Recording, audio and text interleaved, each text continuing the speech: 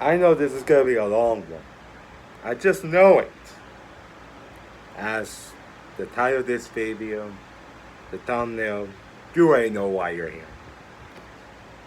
Sorry it's taking me so long for me to do this. But here it is. AEW All In from Texas. Review from Joe's Truly Slowpoke 88. And hopefully it doesn't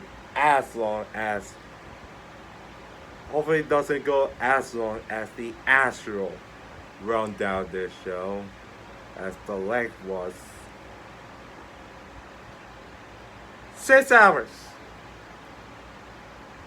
6 bloody goddamn hours. Well, it's almost 6 because like the Astral show started at 3 and ended until like at like 8:30ish or 8:40, some shit like that. Like it ended like that around time for what I remember. And well, if you counted then the pre-show, then this show was like 8 hours in total. Like, I think it started at like 1 p.m.-ish, I think. And then the Astro show started at 3. So this was like 8 hours in total, this fucking experience. And I only tolerate it because 1, it's your biggest show of the year, and 2, it was in the news. That is it. Like, and you can see throughout so parts that they were almost just dragging to get this show to the length that they wanted to, so they can compete with that Saturday night's main event for a little bit. Which when about the time that this show ended, Saturday night's main event literally was transpiring. So yeah. But that's not to say I hated this show. From it. Thought this was a pretty solid show. In a way, this almost felt WrestleMania 35-ish to me. Where WrestleMania 35, you know, WrestleMania 35 was egregiously long. And the show ended at like midnight-ish and the stuff. But I didn't hate WrestleMania 35. I was quite entertained throughout most of them. Just like this show did. But Tony Khan, for the love of God, I know you're trying to put the best shows as possible you can for these pay-per-views. But my God, just don't just stop dragging out these shows. Please. That's asking for too much. With that out of the way, let's get to this pay-per-view. So start off with the World Trio Championships. You got the Ops, Samoa Joe, Powerhouse Hawk, and Shibata defending the World Trio Championships against the Death Riders. Claudio Castagnoli, Wheeler Judah, and Gabe Kidd, who's pretty much the sole replacement of Pac, who apparently he has been injured for quite a while. So there's that. Um, this was a fine match. I didn't watch it actually when it happened. I was doing all this stuff too, but yeah. So, it was serviceable. But I don't know if I would put this in the opener. I mean, like, look at all the card. Like, I felt they could have opened with a Swerve, Osprey, Young Bucks match, or like the tag title match. Like they could have done to like spread out this show better, in my opinion. But I can see what they were trying to do. As for this match, there's not the right horn belt. I mean, the Ops retained the World Trio Championship, but then after the match, the Death Riders attacked the baby faces, thus injuring Samoa Joe in the process. Apparently, this was done to write Samoa Joe off, as he apparently doing some promotional work for his movie. I think it's a movie TV series. It's called Twisted Metal. Like the Twisted Metal movie that he's apparently part. So that's why they roll him off the dispatch. But again, to go back to a certain point, I get what they were trying to do. They were trying to give you some false hope for Heyman, because the main event was a Texas Death Match, so the Death Fighter was trying to eliminate the biggest baby faces Ops that they had. So with the Ops, they injure one of the guys in it, and they attack the rest of the Ops to give some false hope that Heyman probably doesn't have too much of a backtrack for the main event. So I get what they were trying to do, but when the show is this long, it doesn't really compute to me. So yeah, but I see what they were trying to do. Okay, so yeah, so the Osprey takes this trios match. Next up is the men's Casino Gauntlet match.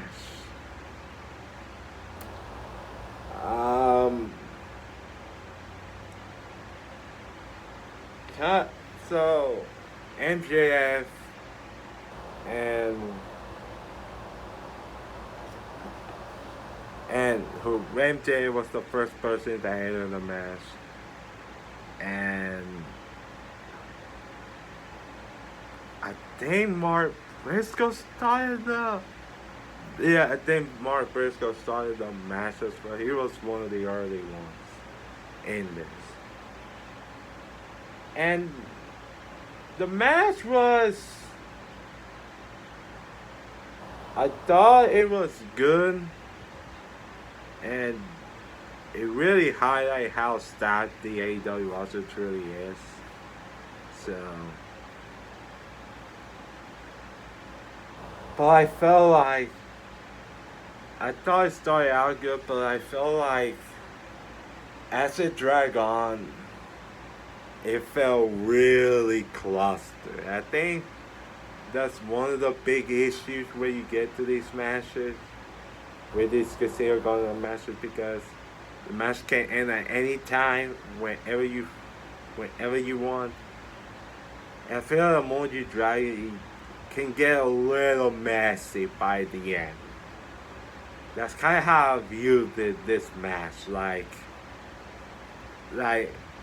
there were certain points that you can feel throughout that they were just dragging it on for certain points, and it felt a little dry watching it. At least it felt for me. It felt a little dry watching, even though you got some fan favorites like the Cast, Juice Robinson, who makes return. You got some cool stars in this, and Mystico, who got a great reaction on it. It just like it felt really just dragging, and it felt really messy, like by the end, like like I don't know, like it like again, like the match was decent, like it started out promising, but I felt like they were dragging on and on. It felt, and by the end, it felt really massive. Probably with so many guys on there that you really couldn't focus on who was in, who was not. So, yeah, the pacing really hurt this, in my opinion. So, yeah. So, MJF wins the Casino Gauntlet match as I figured he would. Like, I figured that he will win, especially if the face was going over. In the main event, they were kind of getting a big heel targeting the world title. And MJF is one of the best that you're going to get targeting that.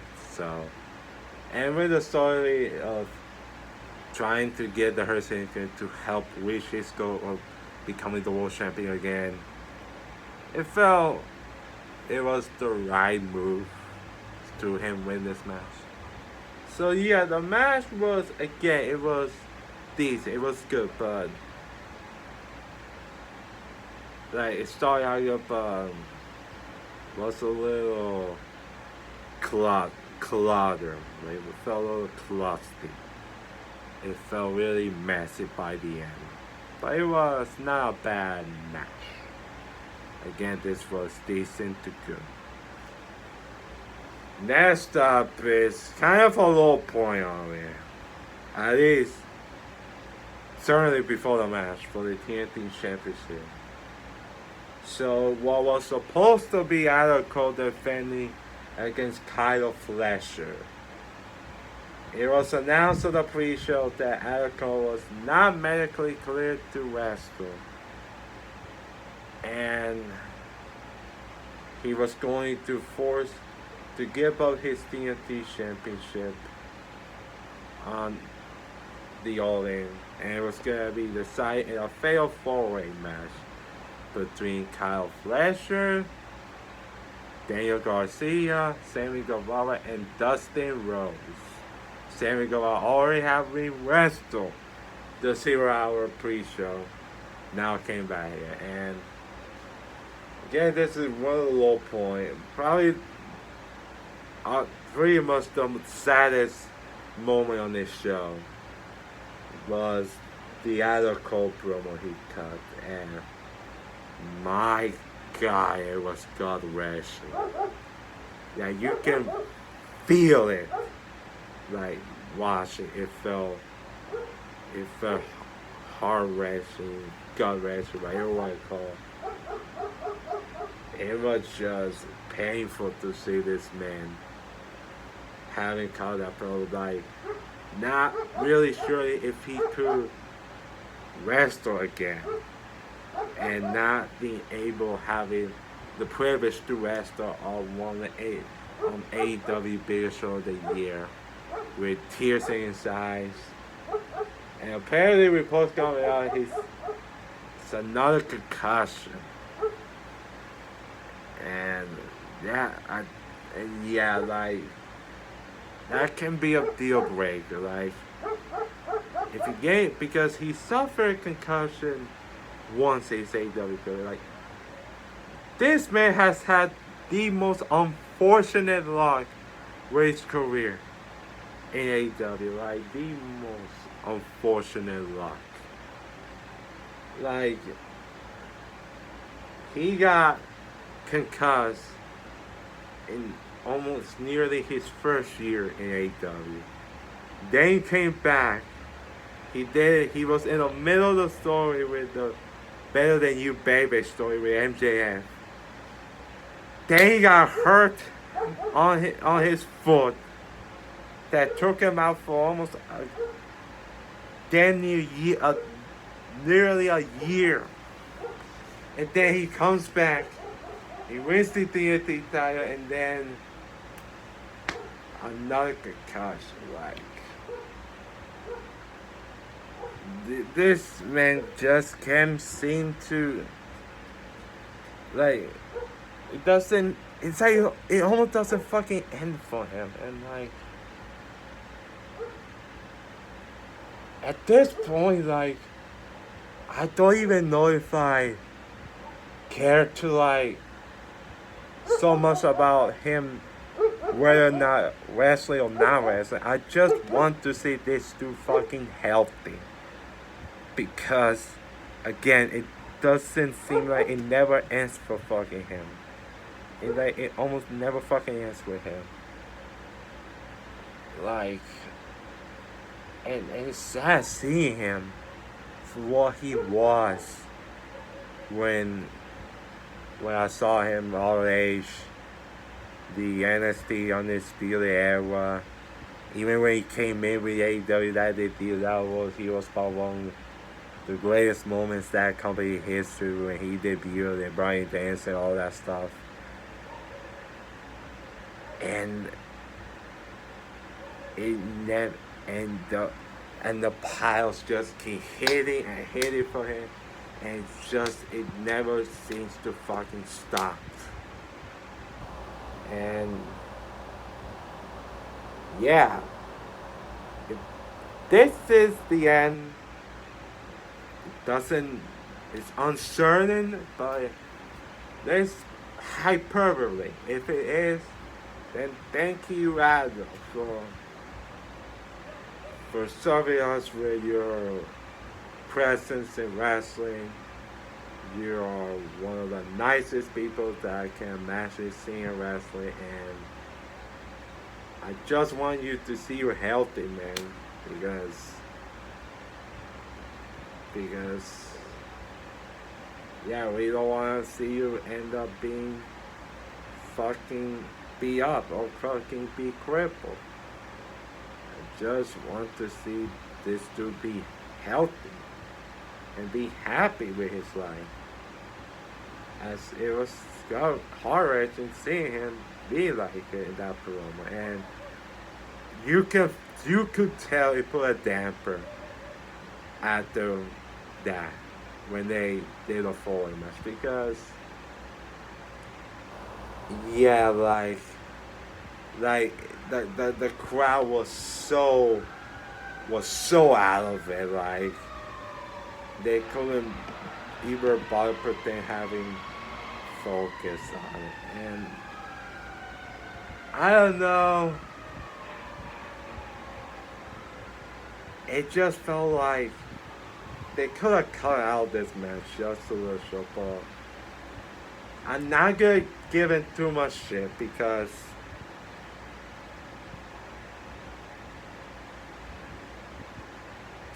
this was on the fly again match, so they were trying to put together this match as smooth as they could, but I couldn't even care about it. Like, this was pretty meh. Like, probably worst match of the show by default. Like, it wasn't even like, it wasn't overly horrendous, but this just felt lifeless. And I can see why they did what they did in the end with Dustin Rhodes hitting the small package on Daniel Garcia for the win, and Dustin Rhodes became the new TNT champion. The crowd really loved this moment. Dustin was having tears in his eyes watching it. And I almost was gonna hate this decision a lot more than I did. But after watching it back, you can kind of see why. Because after that devastating Adam Cole segment, I felt AEW needed to throw the fans a bone here. They felt they needed to throw a bone here. And Dustin Rhodes hasn't been featured prominently all that much in AEW, but the dude has literally almost paid his dues throughout his whole run at AEW, and it felt like a nice, deserving moment for him. And I just know Flash is gonna win the title eventually for Dustin. I just know it. But from here, for this match, for this moment, it had to be Dustin's moment. To throw the fans off a little bit of light after they were kind of clouded by dark with that Adam Cole news. So I can kind of see why. Again, this match was kind of boring for me. And the crowd wasn't really feeling it, especially after what happened beforehand. But the moment was cool, I guess, for Dustin. It was cool. So there's that. At least there's that. And thankfully, this is the thing with the show got progressively better for me. The swerve Strickland, Will Ospreay versus the Young Bucks. If the Young Bucks lose this match, they will no longer be EVPs AEW. But if the Young Bucks won this match, neither Swerve nor Ospreay could challenge for the AEW World title for 1 year straight. And the entrances, we got special entrances for Ospreay, Swerve, and the Young Bucks. Nice seeing JoJo being back in the fold with that entrance. That was really cool with her as Swerve Strickland. And they felt too long. Yeah, but I felt like with it being all the incubation, you should try to pull out all the stops. And I felt like with these 4 dudes, they did like this was a really, really good, really great match. I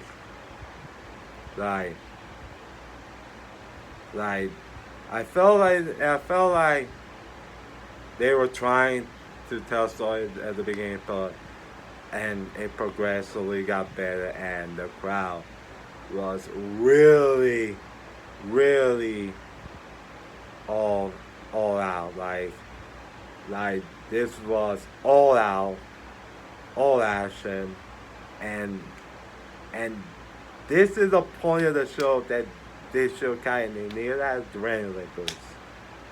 And these 4 dudes killed it, and this was, and I felt like this is why I kind of want to pull this match being over, because this was one of the biggest matches coming in. Next to the main event, Tony Mercedes and Okada Omega, this was kind of the 4 biggest match of this show, and all those 4 dudes killed it as always, as I knew they would. And with match having some stakes on it, they needed to have this kind of match that they did, as you almost have double turns for you almost thought Swerve when he hit a hammer on Swerve, that that Osprey and so were gonna lose, but they kicked out and they were fighting through. They were getting work along. They got more along as the match progressively got on. And I kind of love the finish with one of the Young Bucks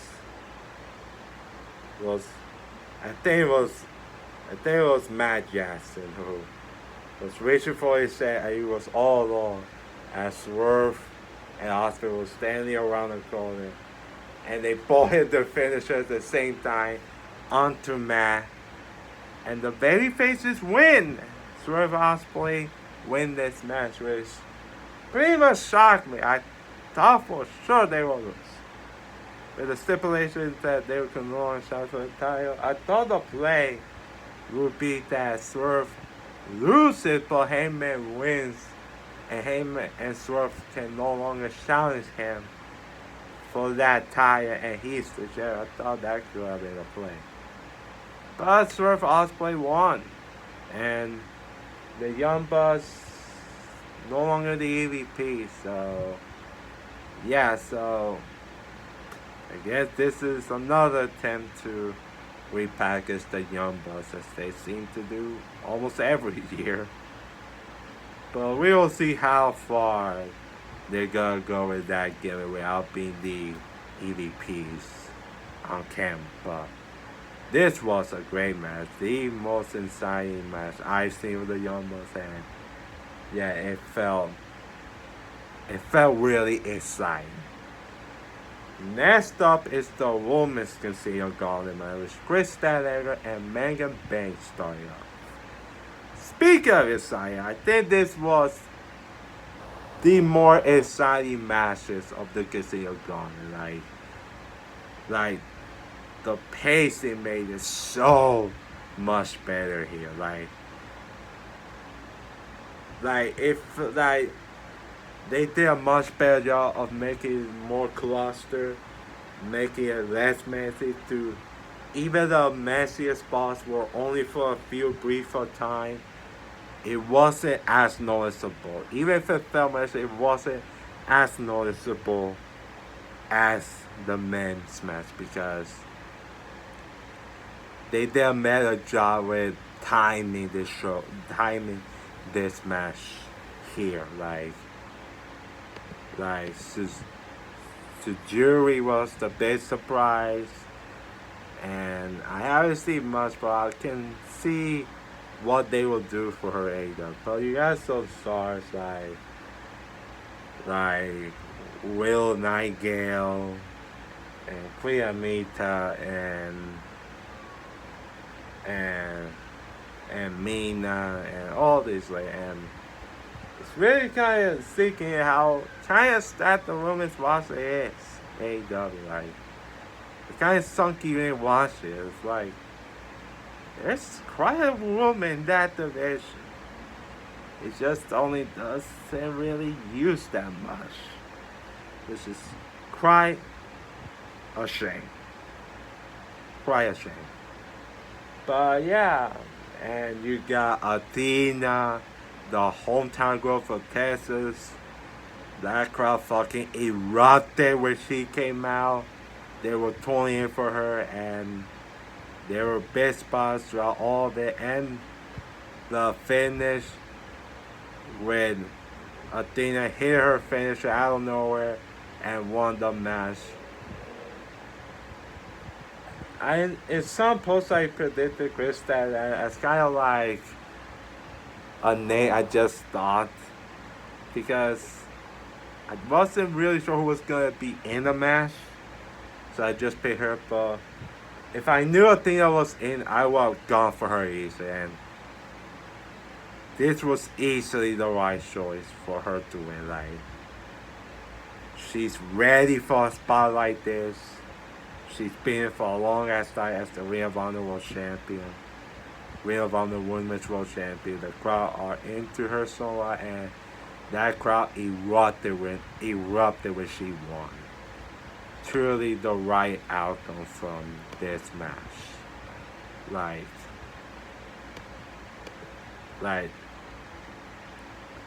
The crowd, totally the right choice for the winner. And again, This match was really, really good. Like, easily the more side of the match. The pacing was much better here. So, yeah, Athena won. Next is the triple threat match for the World Tag Team title. You got the Hurt Syndicate, Bobby Lashley, Shelton Benjamin, defending against Yes Speed, um, against Yes Speed, and Patriarchy. Yes Speed, Mike, Mike Bailey, and Kevin Knight. I think that's his Kevin Knight, and the Patriarchy, Christian Cage, and Nick Wayne. This was good, but I felt again. This didn't really need to be for that long as it was. Like this is where you can see like they were just dragging it out just for the sake of dragging it out. Like you had some impressive spots. Like I can't believe Shelton Benjamin just further German suplex Mike Bailey out of the ring with all of the dudes on the floor, and he just did it with ease. Like I couldn't believe Shelton's one hell of a vertical leap. But yeah, this needed to be that long. This could have been so much shorter as it was. This could have been so much shorter than what it was. So yeah. So it was again good, but needed to be that long. So the end of the match, Bobby Lashley hit the spear of Christian Cage. Beat Christian Cage for the win. They retained the World Tag Team titles. The one thing that kind of struck me while watching it, I didn't seem care that much about Gatsby. Probably for a good reason, because they were both like fucking geeks in the fucking build-up. Like they were getting their fucking asses handed to them by the Hurt Syndicate almost every week. And they were trying to him, and the faces look like total dumbasses, like begging the heels to beat them up for it. Like, what? And only got underhanded because other people were doing it for them on like the Go Home show. Like, they were doing just be no fucking favors here. So yeah. So after the match, Christian Cage and Patriarchy, FTR was just poor commentary. Got after the win.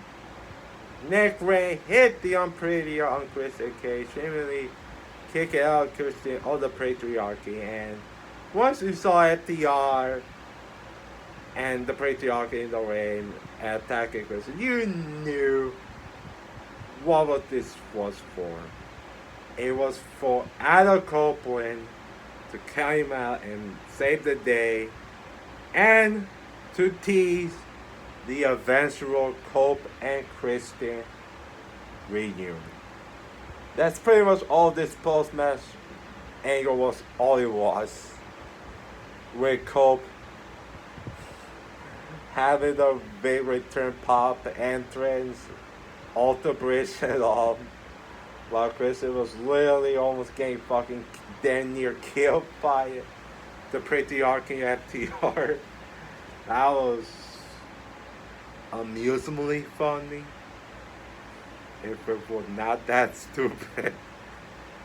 But you got the post match with Cope and Christian, then eventually teases the reunion.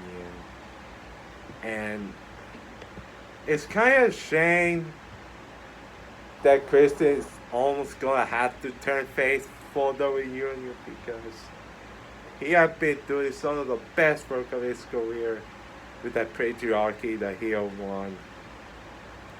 Like, it's almost gonna be a shame having to be end like that. But I've always fought for an Ashley Christian team. They were one of my favorite tag teams of all time, and it's gonna be cool to see them reunite for one more time. So yeah. So there is that. Next up for the AEW Women's World Championship, we got Toni Storm defending against the TBS champion Mercedes Moné. Totally felt like a big fight feel, and it was treated as such. And these two ladies went out and did the dance. They did the thing. Like, this was a great, exciting back and forth match and banger match, as you can say. And they just did a great job of building up the story as the match progressed. As Mercedes was losing confidence with each. And I think once she hold up that woman's style, I can pretty much knew what this was going to end it up to. Not the best race for Mercedes. So yeah. But this had a great back and forth match, and they did a nice job of back and forth. Love the Tiger Driver for Toni. I thought that was a great looking move by her. Okay, this is the point of match where I have a big issue.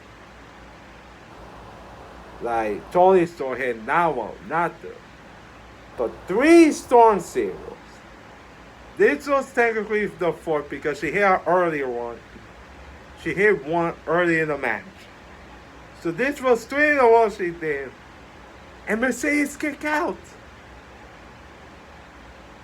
Like, what the hell? Like, the crowd was so ready. Like, they were into like that those Storm Zero. I thought I was very great ending, but shit kicker, and yeah, that threw me off a little for this. Like, hated that spot, honestly. I kind of felt that Monet was good, but thank God she did, and thank God they had a much serviceable finish with Toni Storm hit the Storm Zero from the top rope, from the middle rope, after Kinsey her, and winning a match, and retaining her title. And I kind of had a feeling she would. I just had the feeling she would retain. Because if Mercedes won this, it's almost like she now has all the gold, and then what? Like, what do you do after? Like, what she could have gained by winning all the belts. Like, would that benefit the division? I don't think so. Like, I know what you could have gained, honestly, from Mercedes for herself. And I felt like the more the build-up grew, I felt strongly about Toni Storm retaining. And this felt like the right moment to do a title retention here. And the crowd popped for it, and yeah, Toni, I think this is the best I've seen of Toni. Like, she has this great character, obviously the timeless one, but she's really picking up her steam in the ring, and she's been pretty much killing it this year so far. So this was a great match. One thing I nearly hated, but thankfully had the correct outcome. in this. So, yeah. And the outcome, and this meant more. This meant for Tony. Now, this is a match I was curious about. So the Unified Championship is between the Continental Classic Championship and the International title combined. Took on the Unified Champion Kazuchika Okada versus Kenny Omega. Another big fight field. And I always knew when AEW had the time, they were gonna do this match, and this generally felt the biggest thing. And I was curious about it because I don't think like it wasn't going to be like the same match that these three guys had in New Japan like 7 or 8 years ago where they were much younger. And you know, Kenny has had a lot of injuries since then, diabetic stuff. And Okada hasn't really been that impressive to me in the ring all that much. He did have some highlights, but generally he felt like he's not been putting that much effort in his run AEW. I was curious. And it's so funny, like, this was easily the worst matches out of all the matches these guys had.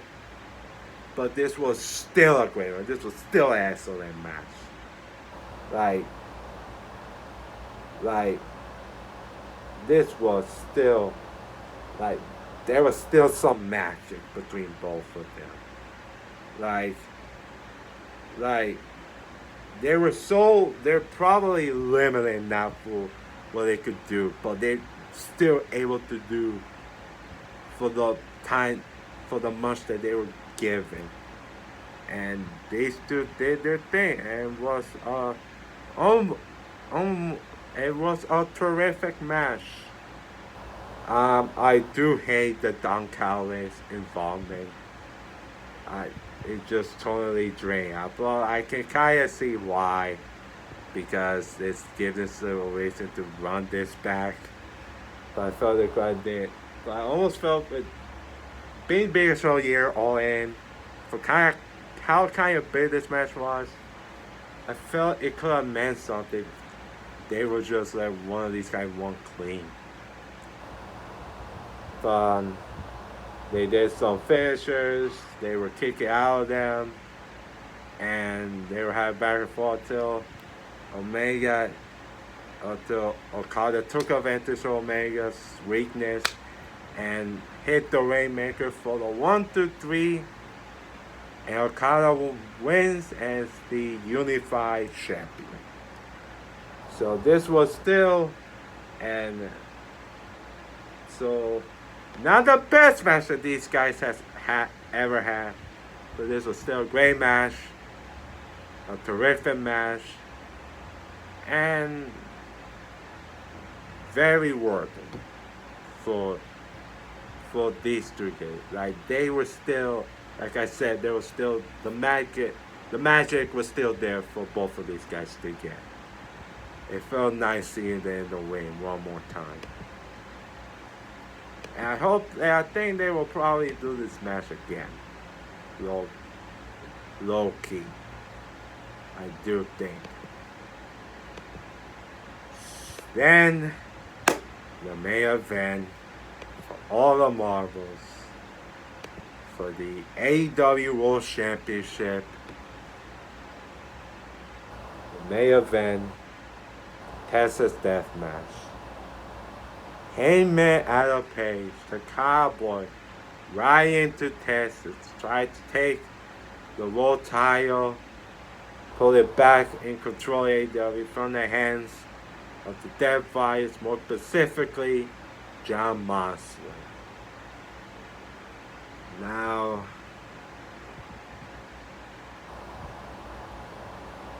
And the one thing I would give the fans, like,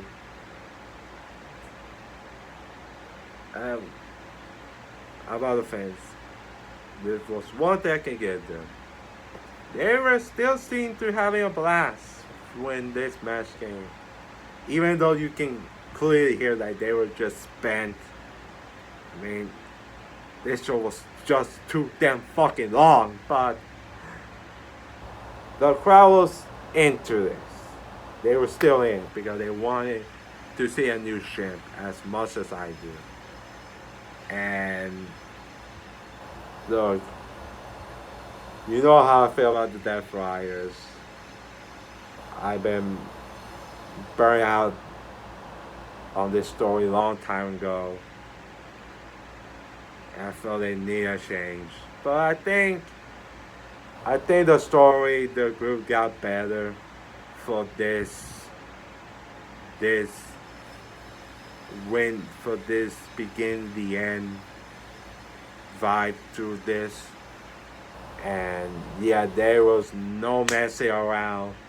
They just went for violence right out of the gate. Heyman just forking John Moxley right on his top of his head, the forehead. Renee Paquette tweeted like, what the fuck? Like, that's exactly like, what the hell? Like, the dude was fucking forking this fucking dude's head off. And yeah,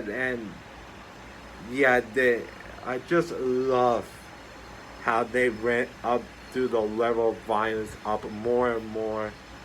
And this was an excellent main event.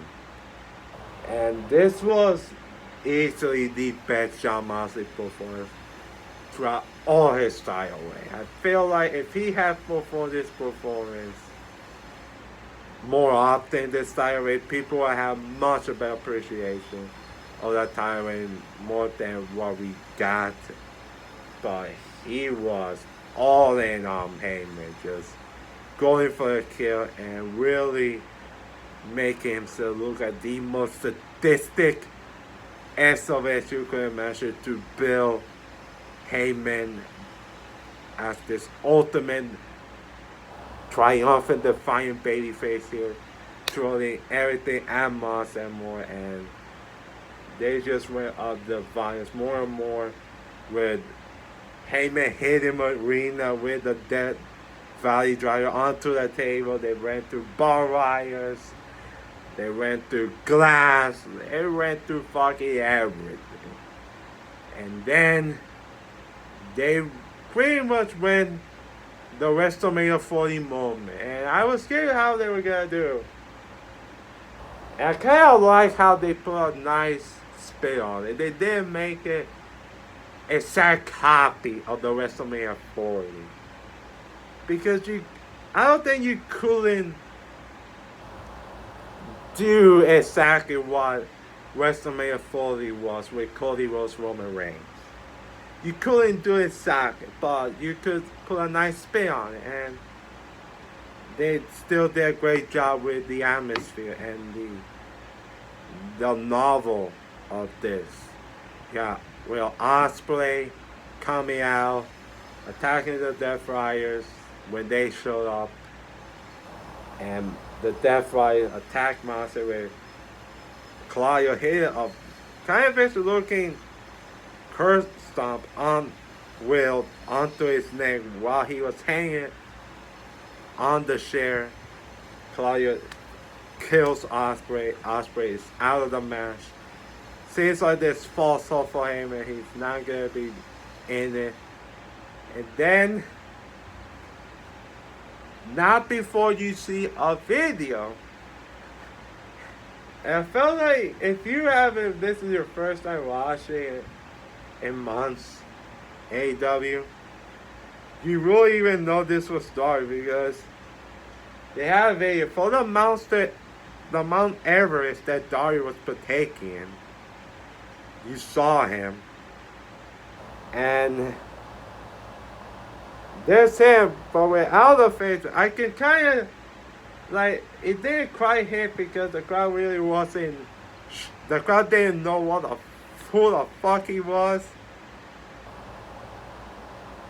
I think what they were trying to go for is like Dolly was in the Mount Olympus. He put the AEW flag on top, and they were trying to make it look like he ran for the mountain area and threw all the way from Texas to where the stadium was, all the way down to attack the Death Rider. That's to make it a symbol. I get why they were trying to do it. It just didn't come off. It came off awkwardly as the crowd didn't know who he was, but definitely as the crowd understood, they knew. And almost also didn't work because in the amount of early space, he didn't have face space, but when he came out, he did have face space. So that just made it even more awkward. But out comes Story Allen, out comes Bryan Danielson in a blue, apparently it was a Blue Panther mask. That was so funny to do that yesterday, and this kicked off kinds of that. The crowd went crazy for it. Danielson and Darby take out the Death Riders. Heyman was looking he was about to get the advantage, but then Maria Shafir rise from the ashes.